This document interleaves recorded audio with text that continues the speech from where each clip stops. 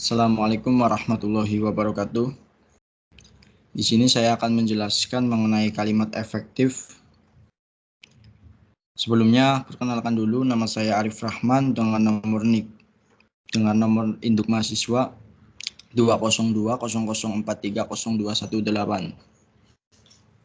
Untuk lebih mempersingkat waktu, langsung saja ke inti pembahasan materi.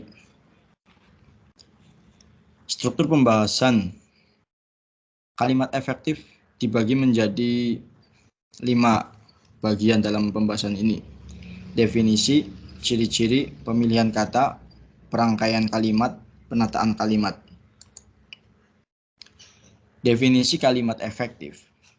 Kalimat efektif adalah kalimat yang menyampaikan informasi yang sama dengan informasi yang diterima pembaca. Ciri kalimat efektif: kesatuan gagasan, kesepadanan, keparalelan, kehematan, kelogisan, kecermatan, kebervariasian, ketegasan, ketepatan, kebenaran struktur, keringkasan.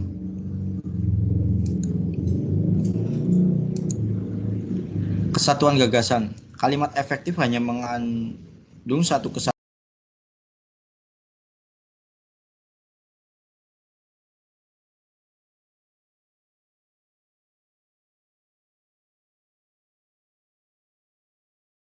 tunggal. Contoh: A. Tahun ini SPP mahasiswa baru saja dinaikkan. B. SPP mahasiswa tahun ini baru saja dinaikkan. Dan C. Tahun ini SPP mahasiswa baru saja dinaikkan. Kalimat A di atas tidak efektif karena mempunyai dua gagasan.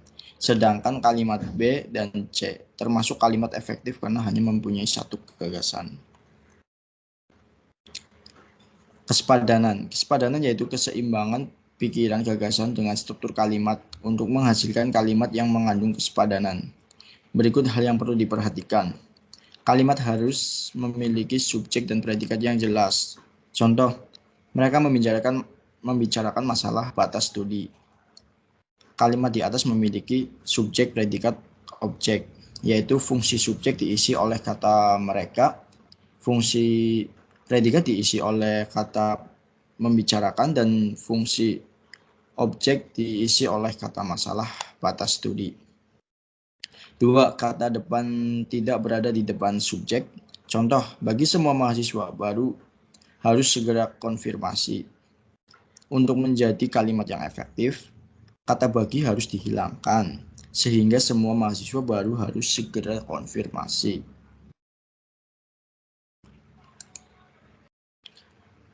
Konjungsi intrak kalimat tidak dipakai di dalam kalimat tunggal. Contoh, A. Saksi tidak hadir sehingga persidangan ditunda minggu depan. Sehingga di awal kalimat, saksi tidak hadir sehingga persidangan ditunda minggu depan, dalam kurung sehingga di tengah kalimat. 4. Predikat tidak didahului konjungsi kata yang. Contoh, supporter timnas Indonesia yang menggunakan baju merah putih yang berada di depan predikat. Kata yang berada di depan predikat. Supporter timnas Indonesia mengenakan baju merah putih. Subjek dan ganda. Contoh, pertandingan ini saya mewakili Bekasi Barat. Subjek ada dua, yaitu pertandingan ini dan atau saya. Dalam pertandingan ini saya mewakili wilayah Bekasi Barat.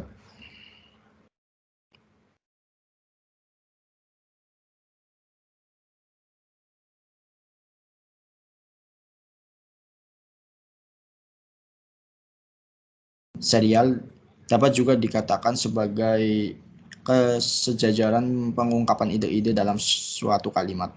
Contoh, penghapusan pangkalan asing dan penarikan kembali pasukan Amerika Serikat dari Filipina akan mempercepat perwujudan cita-cita segenap bangsa Filipina.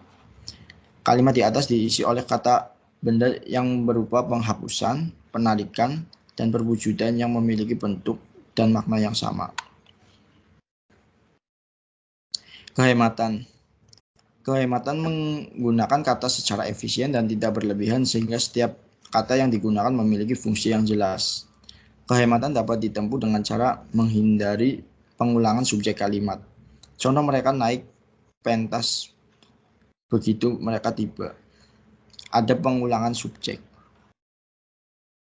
yaitu di mereka, dan ini mereka juga. Yang benar adalah mereka naik pentas begitu tiba, tanpa ada pengulangan. B. Menghindari kata hari, tanggal, bulan, dan tahun dalam hubungannya dengan nama hari, tanggal, bulan, dan tahun. Contoh, pemberontakan itu meletus pada tanggal 30 bulan September tahun 1965. Ini merupakan tulisan yang sangat boros kata atau kalimat. Menghindari pemakaian hipernim. Contoh, pakaiannya berwarna merah menyala. Boros kata. Yang hemat kata adalah pakaiannya merah menyala. D. Menghindari pemakaian kata penghubung yang berlebihan. Contoh, walaupun sakit, tetapi ia berangkat juga. Boros kata. Walaupun sakit, ia berangkat juga. Ini hemat kata. E. Menghindari pemakaian kata yang berlebihan.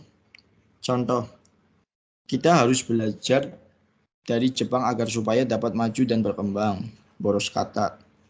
Kita harus belajar dari Jepang agar dapat maju dan berkembang. Ini hemat kata. Kelogisan. Suatu kalimat dianggap logis apabila kalimat itu mengandung makna yang diterima akal sehat. Kalimat itu bermakna sesuai kaidah-kaidah nalar secara umum. Contoh kalimat tidak logis. Ayahnya mengajar bahasa Indonesia di sekolah. Tidak logis. Seharusnya ayahnya mengajarkan bahasa Indonesia di sekolah kami. Atau ayahnya mengajari kami bahasa Indonesia. Itu logis. Kalimat efektif ditulis secara cermat, tepat dalam diksi sehingga tidak menimbulkan tafsir ganda. Penempatan unsur-unsur kalimat yang tepat akan membantu pembaca untuk memahami makna kalimat secara jelas tanpa menimbulkan tafsir ganda. Contoh, berdasarkan agenda sekretaris manajer personalia akan memberi pengarahan kepada pegawai baru. Ini tidak cermat. Perbaikan kalimatnya adalah berdasarkan agenda sekretaris manajer personalia akan memberi pengarahan kepada pegawai baru. Ini cermat. Untuk membuat kalimat yang tidak monoton dan menjemukan, diperlukan adanya variasi. Kevariasian dapat ditempuh dengan berbagai cara berikut. Variasi penggunaan kata. Contoh, pembicaraan itu membicarakan kenakalan mahasiswa. Monoton. Pembicaraan itu membahas kenakalan mahasiswa. Yang kedua, variasi dalam pembukaan kalimat. Frasa keterangan tempat atau keterangan waktu diletakkan di awal kalimat. Contoh, dari desa yang terpencil, ia merantau ke Bandung. Dan yang B, penggunaan frasa verbal. Contoh, merombak kendaraan tua adalah kegemarannya. Dan yang terakhir, penempatan klausa anak kalimat. Contoh, ketika ujian berlangsung, mahasiswa itu jatuh sakit. Ketegasan. Untuk mencapai ketegasan dan keutamaan dalam suatu tulisan, seorang penulis harus memperhatikan posisi bagian yang diutamakan. Hal itu dapat ditempuh dengan meletakkan bagian yang penting pada awal kalimat. Contoh, masalah kenaikan harga itu dapat dibicarakan pada kesempatan yang lain. Dan yang kedua, menggunakan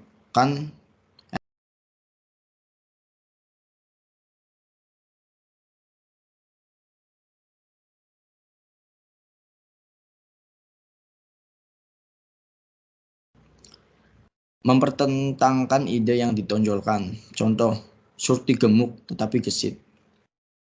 Menggunakan partikel penekanan. Contoh, kitalah yang bertanggung jawab atas kejadian itu. mengulang gagasan yang penting. Contohnya, untuk menambah iklim yang sejuk di negara kita, maka perlu kesadaran moral, kesadaran politik, kesadaran agama, kesadaran bermasyarakat, dan kesadaran berbudaya. Ketepatan. Setiap kata yang digunakan perlu dipilih secara tepat dan cermat sehingga dapat mewakili tujuan, maksud, atau pesan penulis. Contoh, posisi ketujuh korban saat ditemukan warga dan aparat kepolisian berada dalam satu ruangan. Tidak tepat. Ketujuh korban saat ditemukan warga dan aparat kepolisian berada dalam satu ruangan. Ini tepat. Kebenaran struktur. Kebenaran struktur yaitu kebenaran kaidah bahasa seperti kejelasan struktur, hubungan fungsi sintaksis seperti subjek, predikat, objek, pelengkap, dan keterangan. Contoh, kepada hadirin dimohon berdiri. Fungsi subjek tidak jelas. Seharusnya hadirin dimohon berdiri. Keringkasan. Ciri ringkas direalisasikan dengan tidak adanya unsur-unsur bahasa yang tidak diperlukan. Keringkasan ditandai dengan tidak adanya kata atau kalimat yang berlebihan. Contoh, nenek selalu memberi nasihat kepada cucu-cucunya. Bentuk yang panjang ini. Nenek selalu menasihati cucu-cucunya. Ringkas. Pemilihan kata. Pemilihan kata adalah kata yang dipakai oleh seorang pembicara atau penulis untuk menghasilkan tulisan yang baik. Diperlukan pilihan kata yang cermat dan tepat. Suatu pilihan kata dinyatakan tepat apabila kata itu mengungkapkan maksud penulis dengan secermat-cermatnya. Pilihan kata yang terbaik harus memenuhi syarat, yaitu terdapat 3 syarat. Yang pertama, tepat, benar, lazim pemakaiannya. Perangkaian kalimat. Seorang penulis harus dapat merangkai kalimat secara bervariasi agar tulisan yang dihasilkan tidak monoton dibaca. Contoh, sesuai dengan etika berdagang, dengan alasan apapun pemodal besar tidak boleh menggusur pedagang kecil. Kalimat di atas dapat dibagi menjadi 3 bagian, yaitu sesuai dengan etika berdagang, dengan alasan apapun, pemodal besar tidak boleh menggusur pedagang kecil. Variasi kalimat yang mungkin. Dengan alasan apapun, pemodal tidak boleh etika berdagang. Pemodal besar tidak boleh menggusur pedagang kecil.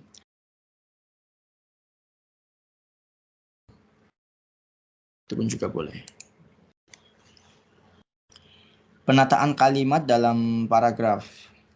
Kalimat-kalimat yang dirangkai menjadi suatu paragraf harus memiliki tatanan ide yang apik, mengalir tanpa lompatan-lompatan ide yang mengejutkan.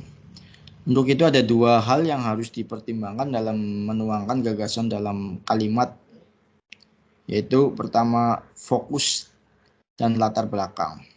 Informasi. Fokus dan latar belakang. Sebuah gagasan yang dimaksudkan sebagai fokus diungkapkan dalam klausa induk. Gagasan lain yang merupakan latar belakang diungkapkan dalam klausa anak. Contoh, ketika pulang siang-siang kemarin dan melihat adik saya, Bimoli, sedang di kebun, saya berteriak memanggilnya. Ia tidak menjawab. Dari kalimat di atas, ketika pulang siang-siang kemarin dan melihat adik saya, Bimoli, sedang di kebun adalah latar belakang. Sedangkan saya berteriak memanggilnya adalah fokus. Informasi. Dalam hal penataan kalimat ada 2 jenis informasi, yaitu informasi lama dan informasi baru. Informasi lama adalah gagasan yang menurut penulis sudah diketahui pembaca. Informasi baru adalah gagasan yang menurut penulis belum diketahui oleh pembaca. Sebelum menyampaikan informasi baru, penulis harus terlebih dahulu memaparkan informasi lama. Contoh, rumah ayah ada 4 kamar tidurnya dan 2 kamar tamunya. Di depan rumah ada sebuah kebun yang luas. Di kebun itu ayah menanam banyak bunga. Penataan informasi lama dan informasi baru dari paragraf di atas, yaitu yang A, rumah memiliki 4 kamar tidur dan 2 kamar tamu.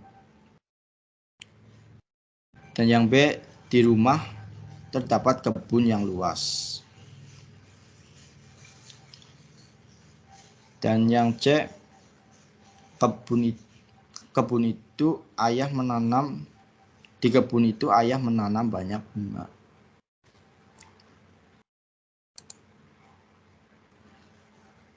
Baik, itu saja yang bisa saya sampaikan. Kurang lebihnya mohon maaf. Wabillahi taufiq wal hidayah. Wassalamualaikum warahmatullahi wabarakatuh.